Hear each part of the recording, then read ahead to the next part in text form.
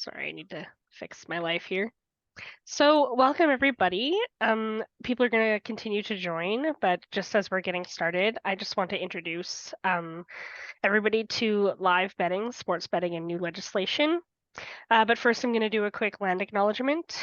The University of Calgary is located in the heart of southern Alberta, and both acknowledges and pays tribute to the traditional territories of the peoples of Treaty 7, which includes the Blackfoot Confederacy, comprising of the Siksika, the Piikani, the Kainai First Nations, the Tsuut'ina First Nation, and the Stoney Nakoda, which includes Chiniki, Bearspaw, and Goodstoney First Nations. The city of Calgary is also home to the Métis Nation of Alberta, Districts 5 and 6. Today we have the wonderful Dr. Andrew Kim joining us. He's an assistant professor in the Department of Psychology at the University of Calgary and an adjunct scientist at the University of Ottawa Institute of Mental Health Research at the Royal. Dr. Kim is the chair of CPA's Addiction Psychology. His clinical interests are in providing evidence-based care for people with co-occurring addictions and mental health difficulties. And relatedly, his research interests lie in developing an integrated treatment for substance and behavioral addictions and their mental health comorbidities. His recent work is also focused on recent legislative changes to sports betting in Canada that have increased the availability and accessibility of sports gambling products and its potential for impact for increased harm. We got to see his lab, and that was pretty cool. So just a heads up, at the end of this, we'll be asking everybody to do a quick survey just to help us inform our things. And with that, I'm going to hand it over to Dr. Kim. Awesome. Thank you so much, Chelsea. I'm really excited to be here today and talking to you about a recent line of research that I've been really interested in. And I'll get into a bit of a story of how I got interested in this area. But yeah, today I want to talk about the recent changes to sports betting landscape in Canada and whether we should be concerned. And spoiler, yes.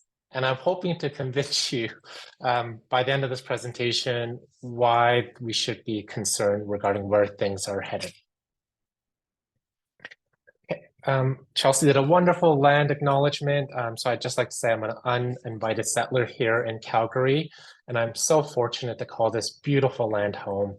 I did my graduate training here, moved back home to Ontario, and came back to Calgary, and just living near the Rockies. Just this beautiful land has been absolutely fantastic. All right, so here's an agenda for today. So I'm just going to do a quick introduction, again, how I got into sports betting. Then I want to provide a bit of an overview of sports betting in Canada. So I think it's really important for us to be able to try and understand how things have changed. Kind of need to know how things were before everything that has happened. Then I'll get into a little briefly about what are the legislative changes, how has the sports betting landscape been impacted recently. Then I'll go a bit into the recent research we've conducted, and then key takeaways and future directions. And after, I'd be happy to answer any questions that you might have. So first, sports betting. How have I got interested in this topic? So I should say that I've been studying gambling for about 10 years now. I started my master's in 2014 with Dr. Michael Wall at Carleton University, and Dr. Wall was an expert in problem gambling. So while my research now is a bit more broad and I study the co-occurrence of addiction and mental health, I've always studied gambling research, and treatment has been part of what I've done since 2014. Having said that, I wasn't really interested in studying sports betting until recently, but I'm an avid sports fan. And so I have a few pictures here to show you how huge of a fan I am in sports. I watch sports, I play sports, I grew up playing sports, and it's just, I would say, a very important hobby and maybe a key identity to who I am. So in the middle, this was me in 2014 when I was at the World Cup in Brazil. Which match is this? I think this might have been, yeah, it was Chile and Spain. And so huge fan of soccer. You can see in the bottom left here, This was a team that I started when I was a graduate student here at the University of Calgary because I wanted to do something fun, right? I didn't want to just do school or anything, but actually get together with friends and get a little exercise. And we started this team, called ourselves the Freudian Kicks. We had a logo and everything. It was Freud holding a soccer ball. And then that took off. And then we had the Freudian Sticks. This was the ball hockey team at the University of Calgary. So a lot of the folks you see here were students in the clinical psychology program. And they also started the Freudian Pitch, which was a softball team. I was never really into softball, so I didn't participate in that. But yeah, been playing sports all my life. Here's a picture of the Leafs. I'm a huge Leafs fan. I know some people are probably booing me right now. But I grew up in Toronto, got to cheer for the Leafs, right? And this was a picture of the Raptors. I believe this was round 2 in the Eastern Conference semifinals, Toronto versus Miami when they were down by like 12 points with like a minute to go. So half the stadium left, but then Kyle Lowry hit like a miracle 3-point shot to tie the game. Absolute mayhem. So that was really great, but they got destroyed in overtime. But as you can see, I'm a huge fan of sports. And so this brings me to how I got involved in researching and looking at the impact of sports betting. So about 2 years ago, when I was watching the Leafs playoff game, I noticed an explosion of gambling advertisements. I'm like, what the heck is going on? Why am I keep being inundated with all these advertisements to gamble on sports? And since when did BetMGM, how are they allowed to operate in Canada when it should, generally speaking, the gambling is regulated by provincial operators, right? So it's illegal or was illegal for private companies like BetMGM, Caesars to offer gambling products in Canada. So of course, it got me curious. And then I realized there's been some changes that have occurred. But before we get into the legislative changes, let's talk a bit about sports betting, right? What is sports betting? Well, it's really just placing a wager on an outcome or a moment now within a sporting event. So it could be placing an outcome that Calgary Flames are going to beat Edmonton Oilers. Or you can now even bet on, is Jonathan Huberdeau going to score a goal in that game? How many assists they may get? And there are a lot of different ways now that people can bet on sports. You have sports pools, right? I'm in one right now. That's probably the extent of sports betting that I do, where you get to pick a team at the beginning of the year and then you just follow them throughout the season. There's daily fantasy sports, which is much more rapid, right? So you get to pick your own fantasy team for that day, see how they do, and then you either win or lose, and then you start it again the next day. There's now esports. So if you go on a lot of the major sports gambling websites, you can place a bet on esports now. So electronic sports competitions, parlay bets. So this is what generally is a really complex word to say. You bet on the outcome of more than one event, right? Generally 3 to 12, and you have to hit on all 12 for a win to occur. Micro bets and prop bets are used fairly interchangeably, but essentially you're betting on an outcome of a game that is not tied to the final score. It could be which team is going to take the next, how many goals might be scored in a game, what's the over under, or is, again, say Nazem Kadri going to get into a fight, have a Gordie Howe hat trick, right? Is he going to fight, get an assist, and also score a goal? And then now there's in-play bets where you can make bets on a micro event or macro event while the game is ongoing. And so a lot of my research, I'm going to talk about in-play betting and what the potential impacts of that may be. Okay, so again, this is prior to the recent legislative changes that I'm going to be discussing, but this was a large study done by researchers here in Alberta. That's probably the most comprehensive data we have to date in regards to gambling in general in Canada. And this is just a subset of sports betting by province. The number of participants in the study that said, yes, I've gambled on sports in the past 12 months. On average, about 10-ish%. And what I would like to highlight here is that Ontario is middle of the pack, right? Like 7.6%, while Alberta was the highest at 11.7%. And so sports betting, when you think of in terms of popularity compared to other types of gambling types, it's semi-popular. It's not the one that people mostly engage in. Okay, so as part of that study, we wanted to look at, so who bets on sports? What does the typical Canadian sports bettor look like?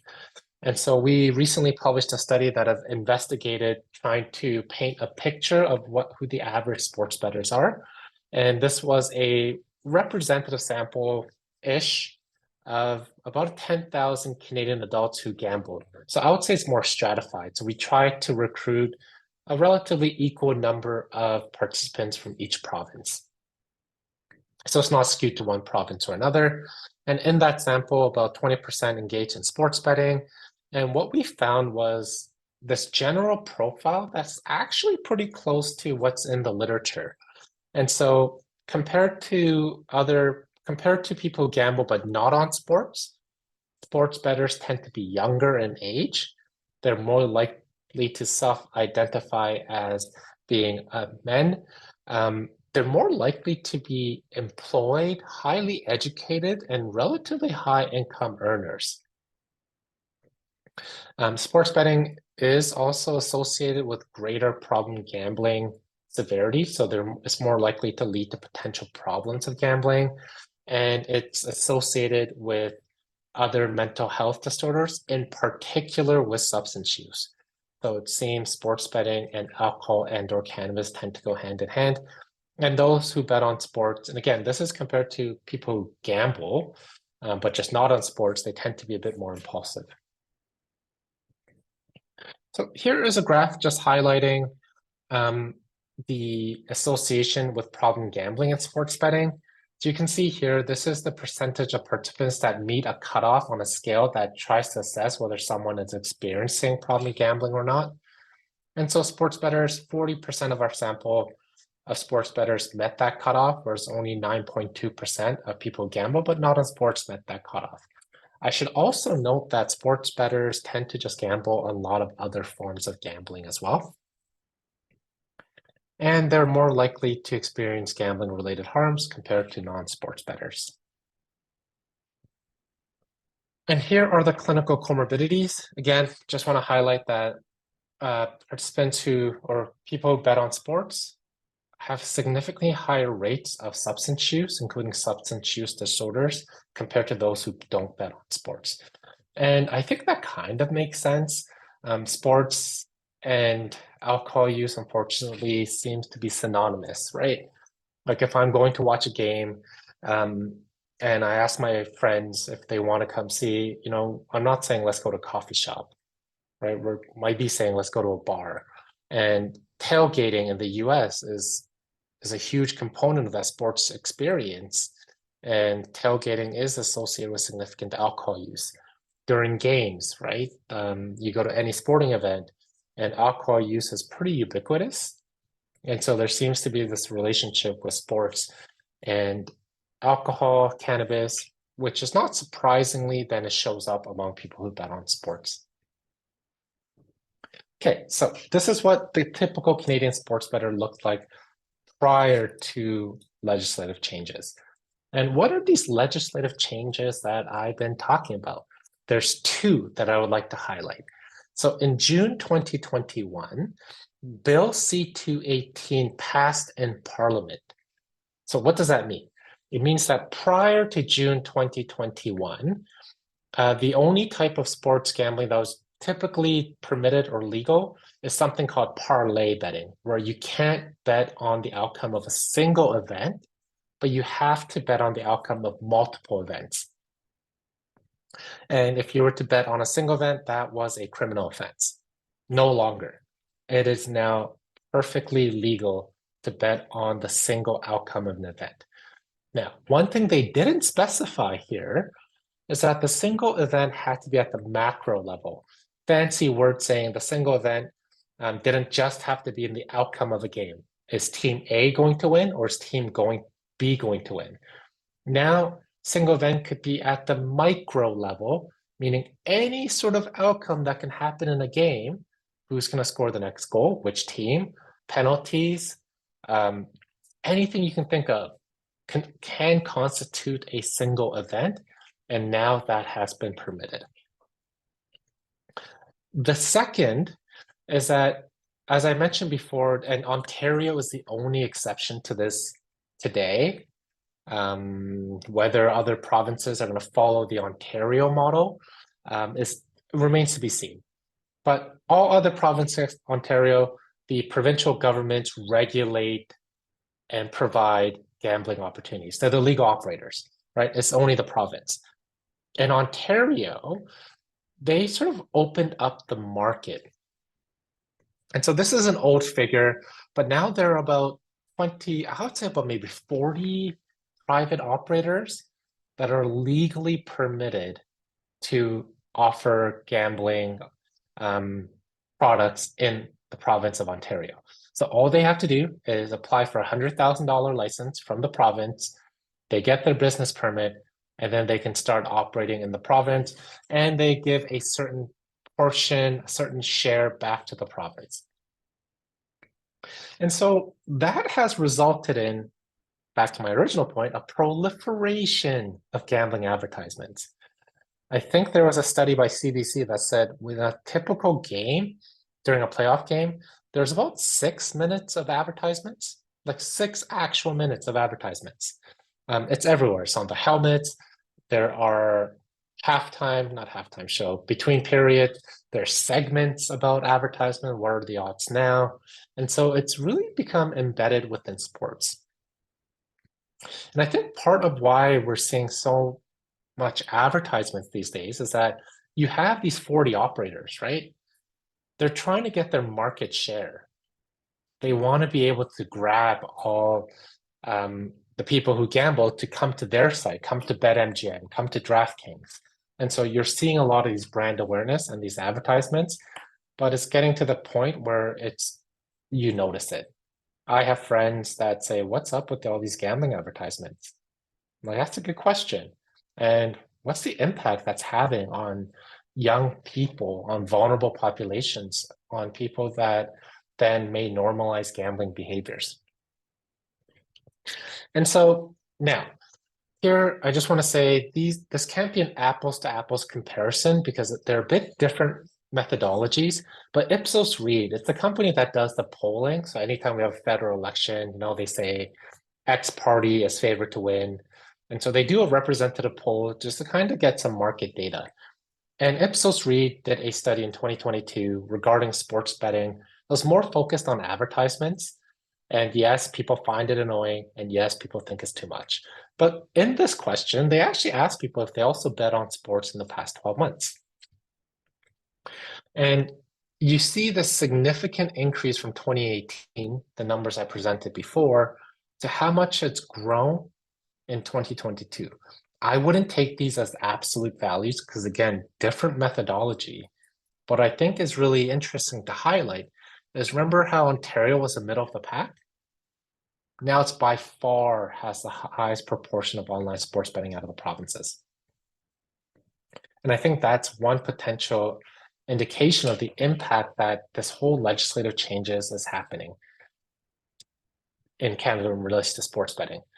The second aspect, and this is where a lot of my research has been focused on, I do have a recent grant that has just been awarded that we're going to look at the impact of sports betting advertisements on gambling behaviors. And part of it is I've been in room with marketers that have told me that these advertisements don't have an impact.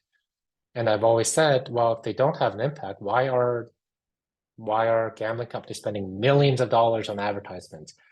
I mean, I imagine it has an impact, but yeah, it is an empirical question. So we're going to be testing that out, and maybe in a year I can come back and show you what the results of that study is. But for now, let's talk about in-play sports betting. So as I mentioned, now you're legally able to place a bet on a single event, and it doesn't have to be tied to the outcome of a game. meaning anything that can happen in a game could potentially be fair game for you to place a bet on. Why is that important? Well, it's because it's changed the structural characteristic of sports betting. Before, you can think of sports betting as sort of like a lottery ticket, right? You pick 3 teams, you pick 12 teams, you pick 12 outcomes, and then you have to watch the games play out to see if you win or lose, right? And then you can repeat it the next day. Same as lottery tickets. Lottery tickets are twice a week, but you get the general idea. You pick your teams, you have to see whether it comes true or not, and then next day you could do it all over again if you like.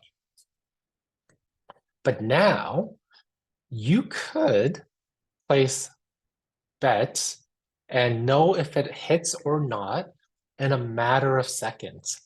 It's become very fast paced and it's become instantly rewarding. So you're able to know whether your bet has paid off or not, minutes, seconds, and which then allows you to place more bets. So you don't have to wait till a game concludes or the next day anymore. You can continuously make a bet while game is ongoing.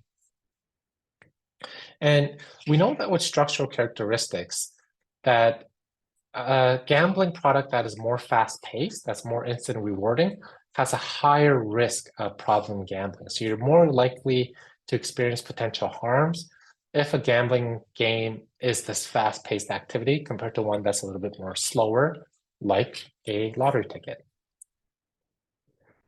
So baseball season's upon us, right? I think the Jays play their first game. Is it this week or is it next week? But either way, it's very close. So imagine you are betting on baseball. And as before, I can only bet on whether the Blue Jays are going to win and 2 other teams. But now I have a lot more freedom and flexibility on the type of bets that I make. For example, an average baseball game has 295 pitches, right? So each team throws roughly about 100 pitch. Each pitch, theoretically, you can make a bet. Is it going to be a strike? Is it going to be a ball? Is it going to be a foul? Is it going to be a hit? Or is it going to be a home run? So each pitch, think of it as a betting opportunity or betting outcome. An average baseball game lasts about 3 hours and 3 minutes. It's a little bit faster now with the rule changes. So let's ballpark it at 3 hours. What this means is that you can make a bet every 35 seconds on just one game. So you're watching the Blue Jays, you can make 295 bets before that game ends. So think about how quick that is, right? And if you think it kind of sounds like a slot machine, yeah, in-play betting on micro bets has a lot of similarities to sports betting. It's made it a continuous form of gambling activity. And what we know from the literature is that slot machines, VLTs, have one of the highest risk potential for problem gambling. And part of it is just that continuous fast-paced characteristics associated with it. Imagine how much money you could potentially lose playing on slots, right? How many spins, how many bets you can make. In-play betting now is the same thing. Okay, so that's the recent changes. So of course, the question becomes, I wonder what the impact that is going to have. Are we going to see increased rates of problem gambling?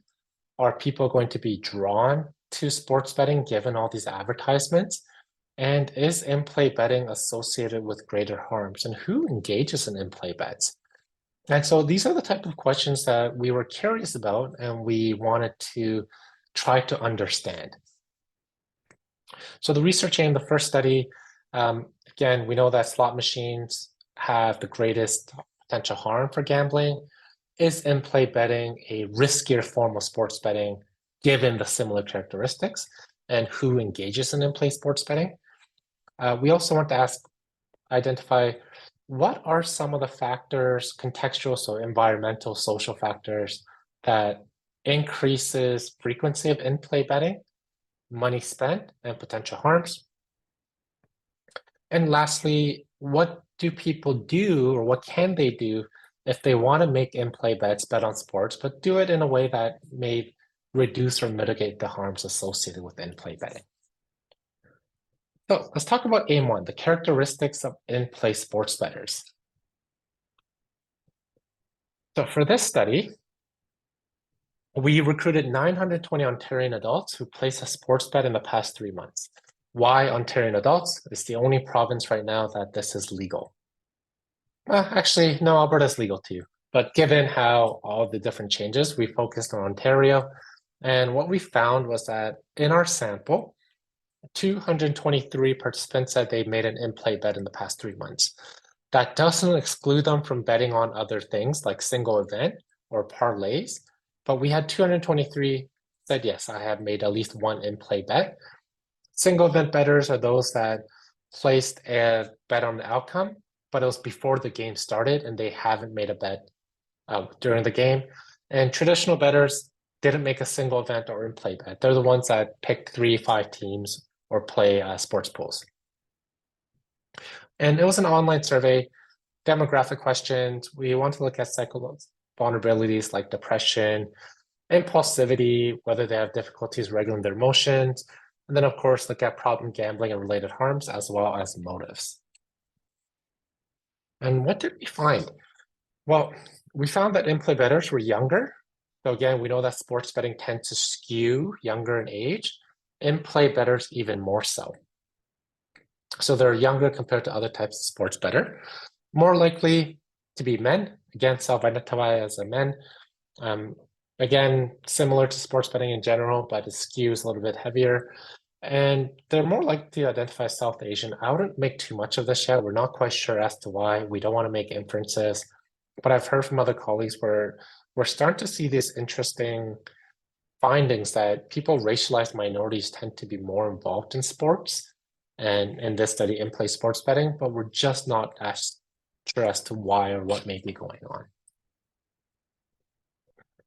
Okay, so when it comes to psychological vulnerabilities, in-play sports bettors endorse significant greater childhood trauma, impulsivity, difficulties regulating emotions, and significant greater mental health symptoms. So they do experience greater psychological vulnerabilities.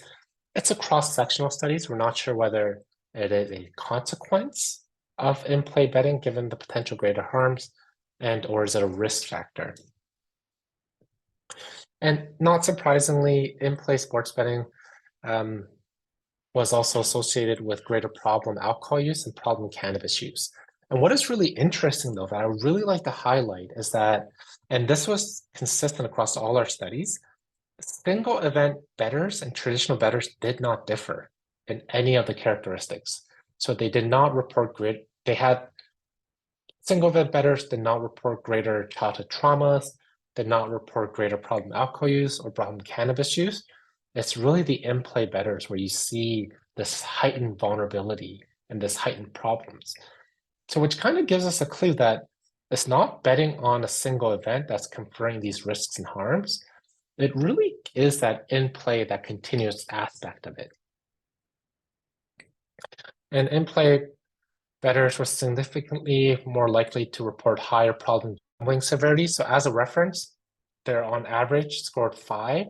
And in the scale, that means that they would meet the threshold for problem gambling, whereas single event bettors and traditional bettors did not differ. And their average was 2-ish, which is sort of like the low risk cutoff. And yeah, they were essentially more likely to report significantly greater gambling harms in all domains that we assessed. More likely say, yes, in-play betting has caused problems with me in terms of my relationships. It cost me more financial consequences, social deviance as things like, have you stolen to fund your gambling? So they're significantly more likely to endorse all these gambling related harms. Again, not more likely. The traditional and single event did not really differ. Yep, and they're also more likely to report more motives. So essentially, they're just more highly involved. So single event bettors say, yes, I bet more. I bet on the game because of the knowledge of the game. They report higher motivation to bet on sports because they want to make money, et cetera, et cetera. So if we were to summarize, there is preliminary support that in-play sports betting is associated with greater problem gambling and related harms. what I would like to just note here is that cross-sectional, right? So we don't know if people who are already experiencing problems with gambling are drawn to in-play sports betting, given it is fast-paced, or is it that structural characteristics that's driving the problem severity and potential harms? And we have a future study that we're going to try to tease this apart.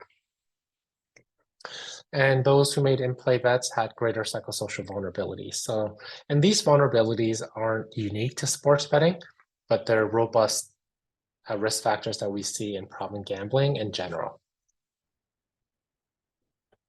Okay, so that's a snapshot of who in-play sports bettors are. So now let's look at what drives the in-play betting behaviors. What are some things that may help us understand when they're more likely to make in-play bets and when or what situations they might experience more harms? And so for this study, we essentially invited the 223 in-play sports bettors from study one, and we asked them, hey, we have a follow-up study. We want to look at in-play betting, sports betting behavior over a period of 2 weeks. We're just going to ask you to complete 2 brief surveys each day. Are you interested? Participants either said yes or no. Those who said yes, we contacted them, and then 84 individuals said then actually came into this study. And we collected our data in May and June, and this was done on purpose. It's because that's playoffs during NHL and NBA. And we know from the literature that sports betting behaviors like increased or is heightened during playoffs. And actually, I think the largest sports betting day is actually the Super Bowl. That's when you see the highest volume of sports bets. And I'm not covering this study, but we actually also did another study where we looked at sports betting behaviors during the Super Bowl, March Madness final, and the UEFA Champions League. That's a European soccer tournament. Just to kind of get a brief snapshot of what people are doing on these big sporting events. And so participants were asked to complete 14-day daily diary studies at 2 times, so 28 days if they completed everything. And we just asked them, did you make an in-play bet? What drove you to make an in-play bet that day? Did you experience any harms? And then what were you doing? Were you at a bar? Were you watching a game? Were you drinking? How was your mood? Did you see an ad, etc.? And we looked at how many number of in-play bets they made.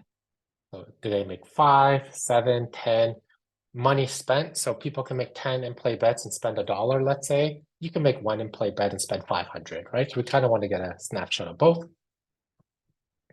And then if they experience financial harms or interpersonal harms, we chose these harms because they're more likely the harms that you can feel more immediately, whereas some of the other ones like work, you may not feel until it's a little bit later on. And we looked at demographic and psychological variables from study one and see what predicts number of in-play bets and these outcomes here. 2 are the contextual social factors, what they were doing, watching the game, not watching the game, were you with friends, were you watching at home? And then motivational variables, so what drove you to make an in-play bet that day? And essentially, for the demographic and psychological variables, none of the demographic variables were predictive of frequency of in-play betting, but it was more things like problem gambling severity, which isn't surprising. Like if you have greater problems with gambling, it's likely going to be associated with more in-play bets. But things like negative urgency, which is our tendency to act more impulsively during negative emotions, which then makes sense with greater emotion dysregulation. So you're feeling anxious, you're feeling a little down, then you're more likely to make in-play bets, potentially as a way of coping. Contextual predictors, and here what I want to highlight, and this is a pretty robust finding, is that participants were more likely to make in-play bets, greater number of in-play bets, spent more money, experienced greater harms if they were drinking and or smoking while doing it. So simultaneous alcohol or cannabis use, while sports betting seems to be driving or is associated with a significantly greater number of harms, right? Which makes sense. You're like maybe less disinhibited, you're more impulsive. And so, one of the things that I talk to people is if they're going to bet on sports, perhaps maybe not doing it while you're drinking alcohol, because that might then just fuel this sort of continuation of betting, drinking, etc. And for motives, what we thought was quite interesting is, and some of these motives, it's just more generally motives for gambling, but interest in sports. So it seems people who are genuinely interested in sports, being in the game, then they're more likely to spend more money. And I was thinking of this, I'm like, that kind of makes sense. So for example, if I'm watching the Leafs game again versus Flames, and the Flames are winning 7-0, and it's the second period, I'm like, do I want to watch this? This seems pretty boring. But if I place a bet, that might make it a little exciting. And I've also experienced this when I'm at the Flames game. I think, yeah, it was actually when the Leafs were in town a few months ago. And I think by this point, the Leafs were winning 4-1. And a fan below me was so excited at every single play. I'm like, it's 4-1 with 2 minutes to go. Like, I don't know, whoever team scores, this isn't changing anything. But I found out that the over and under for that game was 5.5. So for them, the next goal means that they win, right? So even though it's 4-1, we know what the outcome is going to be. But for that person, the next goal actually meant quite a bit. So they're more interested in watching the game. Whereas for me, I'm like, it's pretty much done.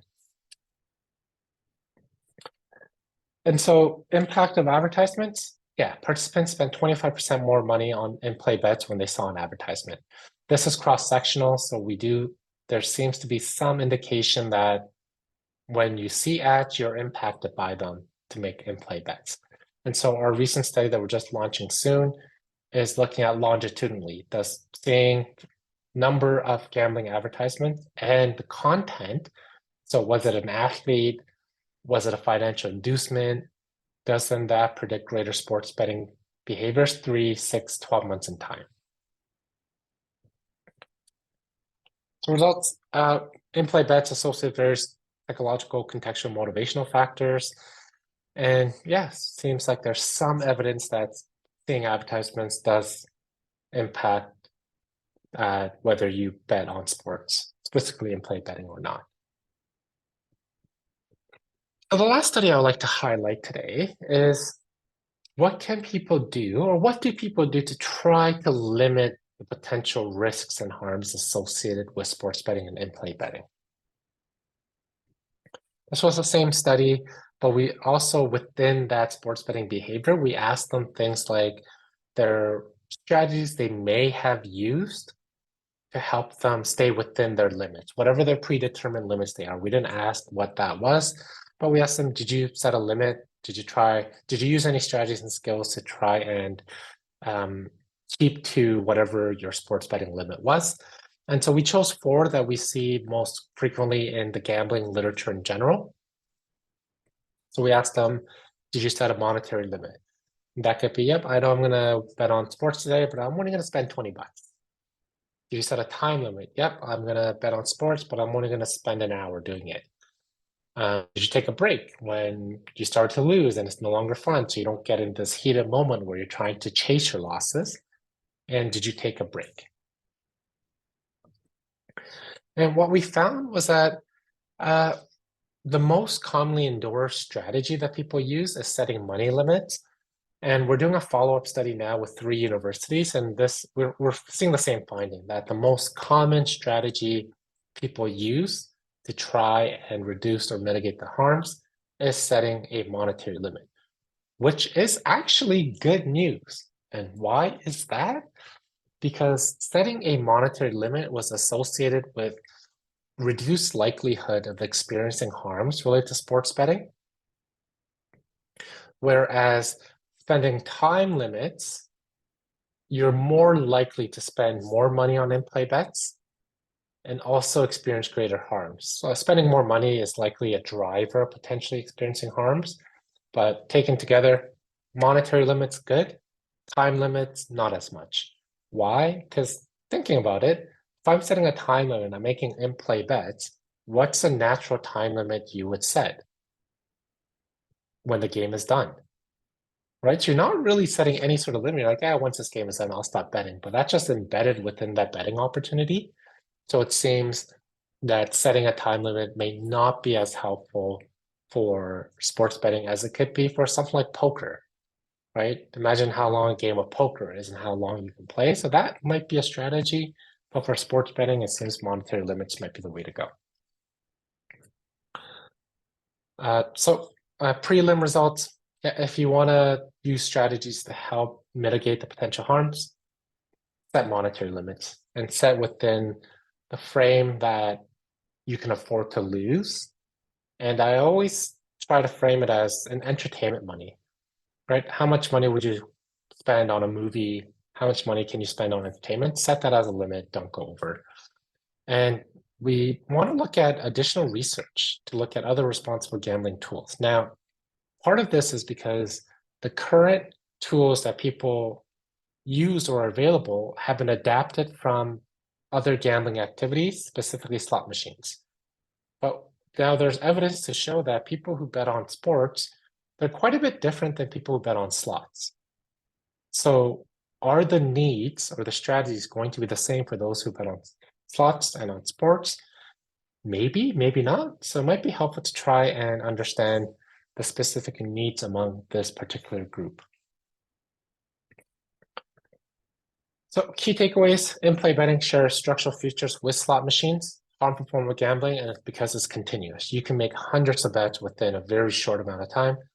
If you make hundreds of bets, you can lose a ton of money. If you are drinking and or using cannabis while making in-play bets, that seems to result in greater harms, more money spent, and making more in-play bets. And setting monetary limits might be one helpful tool for people that want to still bet on sports, but maybe do it in a way that's going to reduce the risk of harms. So future directions. As I mentioned, trajectories of sports betting, we really want to tease out, is in-play betting the driver of problem gambling and harms?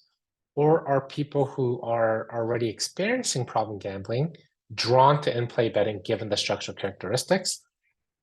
Does advertisement lead to sports betting and harms? Right? Is there a causal influence where if you see more advertisements, then that's going to predict more sports betting behaviors in the future?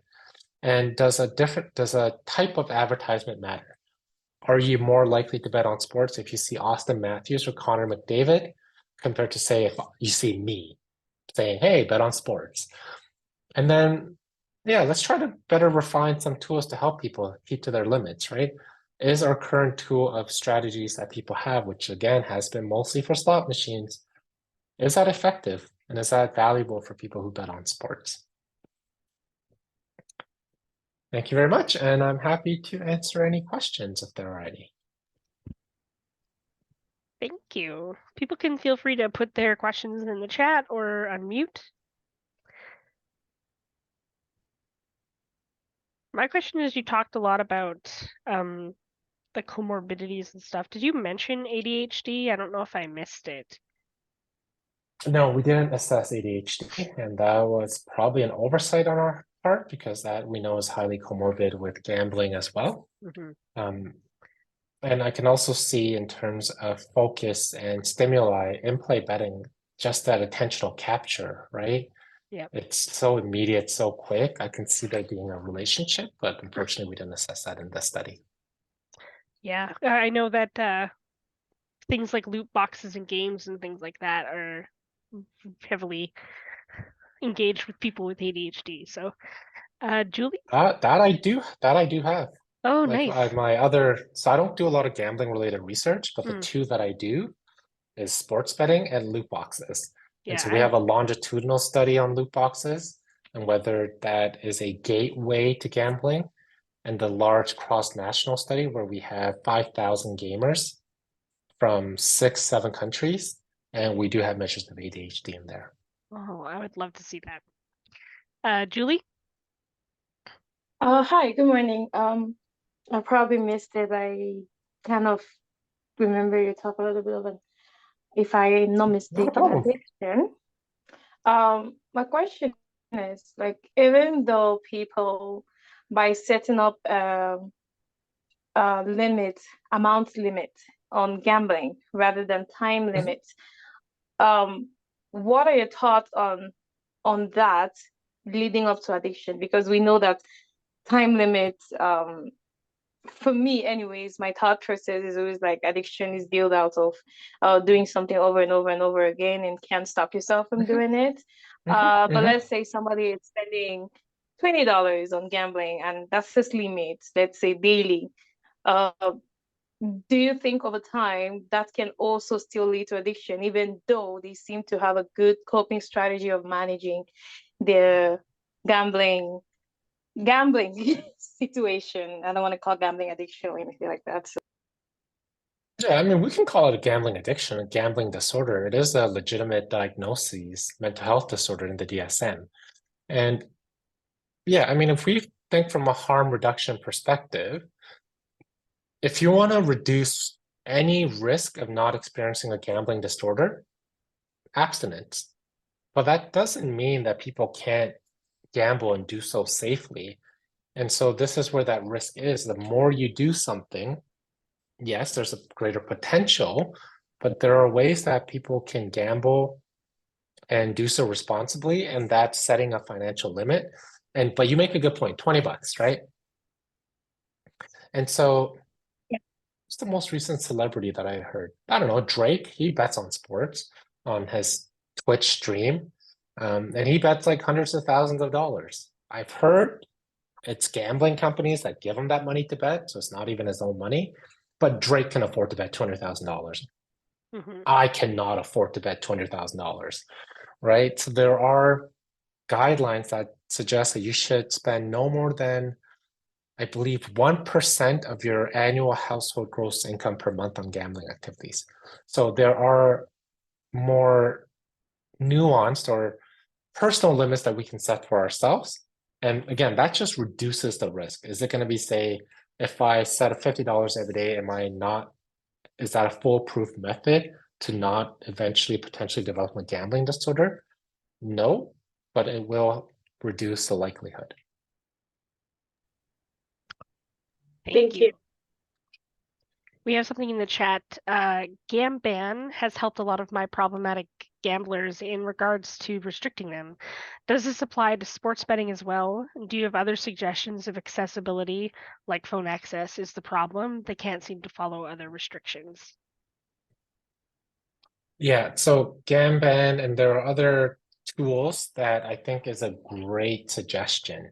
But I do wonder, because I haven't tested this out, to what extent, so let's go back to Ontario, for example, 40 plus operators. Gamban should be able to block every single gambling site, but it may not. The problem with self-exclusion, so I can go to a casino in Alberta and say, hey, I'm having problems. I just need to stay away. I want to exclude myself. Does that apply to other gambling companies? Maybe not. The other aspect of what other strategies, phone definitely could be one. And it depends. Can people watch sports without betting, or is it too soon? Do they need a bit of time? But this is really in line with stimulus control for addictions, right? So reducing the amount of stimuli that may trigger gambling and developing strategies to help manage that trigger. But I think Gamban is a really helpful tool. Oftentimes, with gambling, it's the behavioral strategies first. I try to limit and put that in place, and then after a period of time, then we can start working on the cognitions, and then eventually they might be able to, do so on a safe level. Other times, maybe not. It really depends on the individual. Thank you. Did that answer your question, Chelsea? I hope so. As we were talking, I was kind of thinking of how, I know you talked about how it has kind of evolved over time, but like the ability I know that when I do stuff like boxes or other things like mobile game purchases, which isn't gambling, but it's sort of like the same vein as the fact that I can't physically see the money disappearing. I struggled to see how much money I've actually spent. So with in-play games, especially everything on mobile, the fact that people aren't handling physical money and watching it leave, does that impact it? Yeah, absolutely. Right. And I would argue loot boxes are a form of gambling. That's that whole debate. If you purchase virtual items, then it's not gambling because you know what you're exactly getting. So there's none of this randomness. But yeah, it's so definitely with online betting, with sports betting, you know the amount of money you're losing because you have to say $20 wager. Where people have said where this comes into play is in physical casinos, you get chips, right? It's much easier to put down a $25 little rectangular little thing than taking a 20 out of your wallet and so I know in some jurisdictions there's been calls to try and have cash venues, say that they shouldn't be vouchers, it should be cash because that makes it more metaphysical in a sense. Awesome. Yeah, thank you. Are there any other questions for Dr. Kim? Is there any data on sports betting advertising and the future likelihood of gambling problems in adolescents? So there is some on gambling advertisements in general, not related to sports betting. It's mostly cross-sectional, so one point in time, not the future likelihood part. I've heard there are some data coming out of New Jersey, and I will have some data in a year about this, but not among adolescents, among young adults, emerging adults, so 18 to 25 in adult range. I can speak more about that, but short answer, sports betting, no. And funny enough, actually, gambling lobbyists in the UK have said there's no evidence to suggest that sports betting advertisements leads to future gambling and harms. Technically true, because there's not very many longitudinal studies, right? And correlation doesn't equal causation. But that's the entire grant funded project that we're setting up now, is to, I'm gonna say there is, right? It just makes sense to me, but it's an imperfect question. So I help hypothesize there is a link, and I'll have that data in about 6 to 12 months. Awesome, thank you.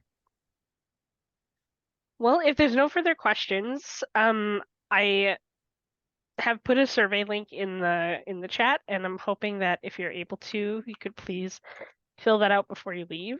Thank you so much for sharing your information with us, Andrew. That was incredible. Like, didn't know as much about sports betting as as I will come out of it today. So, I really appreciated that, and thank you everybody for joining us.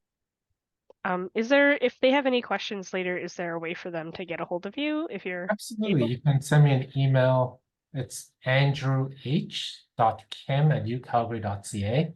There are, I think, other Andrew Kims here. So if you don't put that H after Andrew, it's going to go to someone else.